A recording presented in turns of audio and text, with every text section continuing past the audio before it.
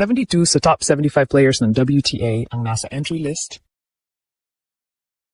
kasama ang 12 Grand Slam champions. Pero narito ang mas nakakagulat. Hindi basta isinama ang pangalan ni Alex. Ipinakilala siya ng tournament bilang isa sa mga rising stars na dapat abangan, kasama sina Linda Noskova at Iva Jovic. Sa social media naman, ginamit mismo ng National Bank Open ang linyang "The future is now" para i-promote ang pagbabalik ng Filipina star sa Toronto. Ito na ang malinaw na mensahe. Hindi na hinahabol ni Alex ang WTA stage. Ang WTA stage na mismo ang naghahanda para sa pagdating niya. Para maintindihan kung gaano kalaki ang develop na ito, kailangan nating balikan kung saan nagsimula ang pagsikat ni Alex sa pinakamataas na antas ng women's tennis. Noong 2025 Miami Open, pumasok si Alex bilang wildcard. Iyon ang tournament na nagbukas sa mata ng buong tennis world matapos niyang talunin ang sunod-sunod na malalaking pangalan at maging unang Filipina na umabot sa semifinal ng isang WTA 1000 event. Ayon sa official WTA profile, ang Miami run ding iyon ang nagtulak sa kanya papasok sa World Top 100.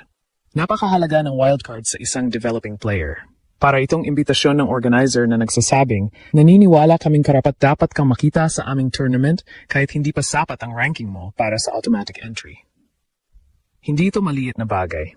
Maraming tennis stars ang gumamit ng wildcard bilang tulay patungo sa mas malalaking oportunidad. Pero may malaking pagkaiba ang binibigyan ka ng pagkataon at ang ikaw mismo ang nakakuha ng lugar dahil sa ranking mo. Sa 2026 National Bank Open sa Toronto, nakalista si Alex bilang regular main draw entrant. Hindi siya kabilang sa mga pangalang opisyal na inihayag bilang wildcard. Sa announcement ng Tennis Canada, malinaw na binanggit na sina Bianca Andreescu at Venus Williams ang mga nakatanggap ng main draw wildcards, habang si Alex ay kasama sa regular entry list at inilagay pa sa grupo ng Young Rising Stars. Ito ang tunay na kahulugan ng title nating hindi na wildcard.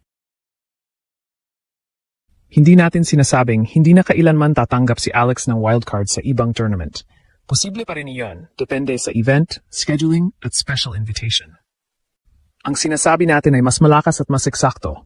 Sa isang napakalaking WTA 1000 tournament sa Toronto, hindi niya kailangan ng wildcard para mapasama sa official player list. At bakit nangyari ito? Ranking.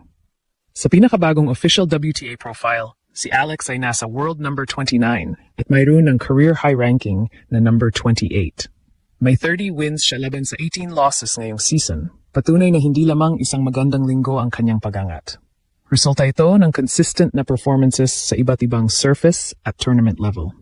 Ang National Bank Open ay hindi maliit na warm-up event. Isa itong WTA 1000 hardcourt tournament na may 96-player singles draw, kabuuang financial commitment na mahigit 4 million US dollars at hanggang 1,000 ranking points para sa champion. Gaganapin ito sa Sobeys Stadium sa Toronto na kayang maglaman ng humigit kumulang 12,500 spectators. At tingnan ninyo ang bigat ng competition. World number 1 Aryna Sabalenka, Australian Open champion Elena Rybakina, 6-time Grand Slam champion Iga Swiatek, Jessica Pegula, Coco Gauff, Naomi Osaka, Madison Keys, Mira Andreeva, Amanda Anisimova, Elina Svitolina, Jasmine Paolini, Belinda Bencic. Hindi lamang isa o dalawang superstar ang kasama. Ayon sa organizer, 72 sa top 75 players ng WTA ang nasa listahan. 12 Grand Slam champions ang inaasahang sasabak. Ito ang klase ng tournament na halos bawat round ay parang Grand Slam level matchup. At sa gitna ng lahat ng pangalang iyon, nandoon ang Philippine flag sa tabi ng pangalang Alexandra Ayala. Mas special pa, hindi itinago ng Tennis Canada si Alex sa ilalim ng mahabang entry list. Sa official announcement, 3 young players ang partikular nilang tinukoy bilang rising stars: Linda Noskova, Iva Jovic at Alexandra Ayala. Ibig sabihin, nakikita siya ng organizer hindi lamang bilang dagdag na pangalan, kundi bilang bahagi ng bagong generation na posibleng magdala sa future ng women's tennis. At tugma rito ang kanilang social media promotion. Sa Facebook at Instagram post ng National Bank Open, ginamit nila ang mensaheng "The future is now" habang ipinapahayag ang pagbabalik ni Alex sa Toronto. Tinawag din siyang 21-year-old Filipino star. Hindi na ito local media lamang ang naglalagay ng malalaking salita sa kanyang pangalan. Ang tournament mismo ang gumagawa ng promotional campaign sa paligid niya. Yan ang pinakamalaking pagbabago sa status ni Alex. Dati, kailangan munang ipaliwanag sa international fans kung sino siya. Ngayon, ginagamit na ang kanyang pangalan para magbenta ng excitement, tickets at anticipation sa isa sa pinakamalalaking events ng hardcourt season. Ngayon, ano ang ibig sabihin nito para sa susunod na yugto ng karera ni Alex? Una, mas kontrolado na niya ang kanyang schedule. Kapag mataas ang ranking ng isang player, hindi na niya kailangang umasa palagi sa invitation ng organizer o dumaan sa qualifying rounds.